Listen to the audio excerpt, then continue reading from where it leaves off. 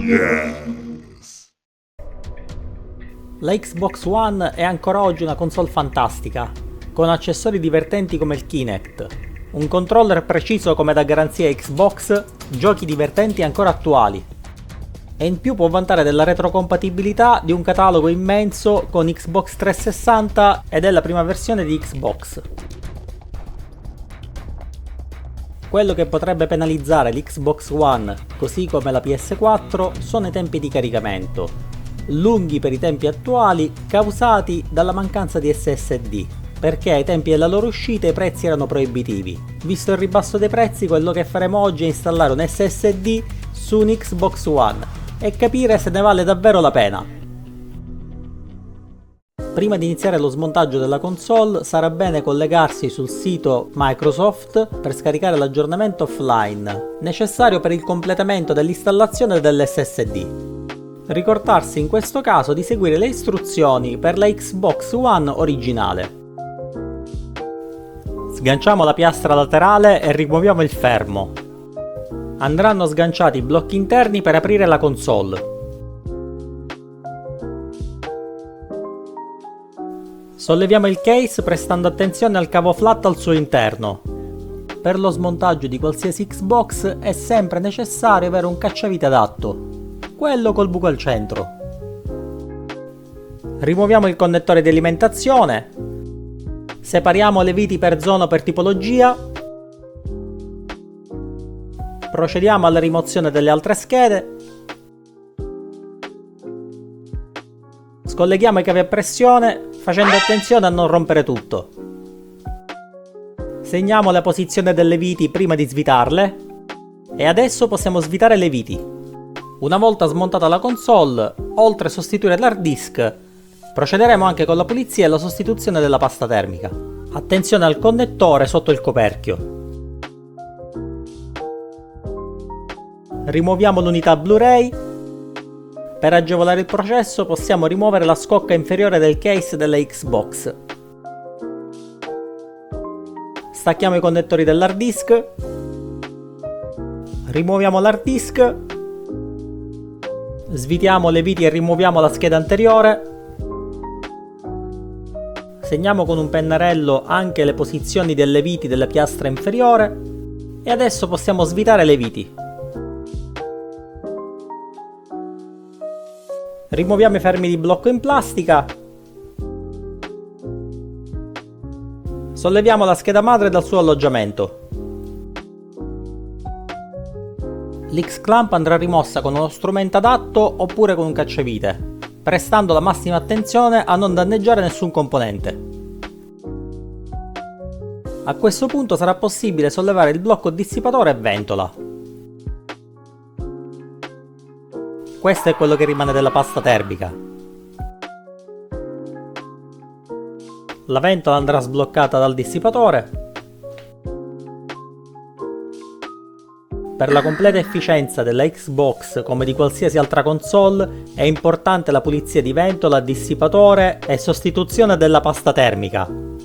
Una volta smontata la console, anche le plastiche andranno spolverate, insieme a dissipatore e scheda madre. Una bella pulizia della scheda madre con alcol isopropilico per rimuovere polvere e impurità. Rimozione della vecchia pasta termica dal processore e dal dissipatore. Nuovo metodo applicazione pasta termica a bandiera dei pirati.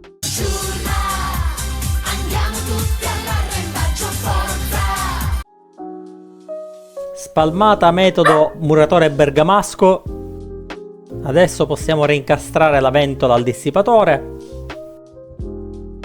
Ricolleghiamo il gruppo ventola e dissipatore. Riapplichiamo l'X-clamp assicurandoci che tutti i lati siano perfettamente incastrati. Ricolleghiamo il connettore della ventola alla scheda madre. La scheda madre completa di gruppo ventola e dissipatore andrà rialloggiata all'interno della piastra inferiore. Si potranno poi riapplicare i fermi in plastica. Riavvitiamo le viti di blocco e fissiamo la scheda madre alla piastra posteriore. pulizia con alcol isopropilico anche le schede Bluetooth e Wi-Fi. Ricolleghiamo l'unità Blu-ray. Anche per smontare l'hard disk utilizzeremo un classico cacciavite Xbox. Sganciamo il blocco e solleviamo l'hard disk dal suo alloggiamento. Stacchiamo il cavo SATA. Nuovo SSD. Ricolleghiamo l'SSD con la stessa procedura. Ricolleghiamo la scheda Wi-Fi. Richiudiamo il coperchio superiore e rimettiamo la parte inferiore del case. Possiamo adesso riavvitare le viti e sarà semplicissimo perché abbiamo segnato i punti esatti dove andarle ad avvitare. Riavvitiamo la scheda Wi-Fi e riapplichiamo il connettore. Adesso sarà il turno della scheda Bluetooth. Riapplichiamo il connettore, riavvitiamo le viti, alimentazione e microconnettore.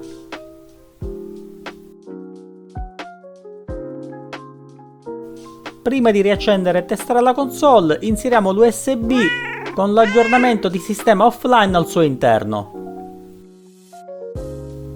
Andiamo in risoluzione dei problemi e procediamo con l'aggiornamento del sistema offline. Appena completato l'aggiornamento, la console sarà pronta a farci sognare. Oh yes. Una volta sostituito l'hard disk con l'SSD interno, non apparirà più la schermata introduttiva Xbox One, che sarà sostituito da una schermata nera. A questo punto avrete due possibilità: o aspettare l'aggiornamento, oppure disinstallare l'SSD, collegarlo al PC, caricare un file, ricollegare l'SSD. Insomma, il suggerimento è: aspettate il nuovo aggiornamento e va bene così. Entrando nelle impostazioni di sistema, noterete che circa 150 GB vengono assorbite dal sistema operativo. Per completare l'assemblaggio della console basterà ricollegare il cavo flat e richiudere la scocca. Ma adesso basta parlare, test! Se il video ti è piaciuto, ti chiedo come sempre di lasciare un like e iscriverti al canale in modo da rimanere sempre aggiornato sulle novità. Ciao e alla prossima!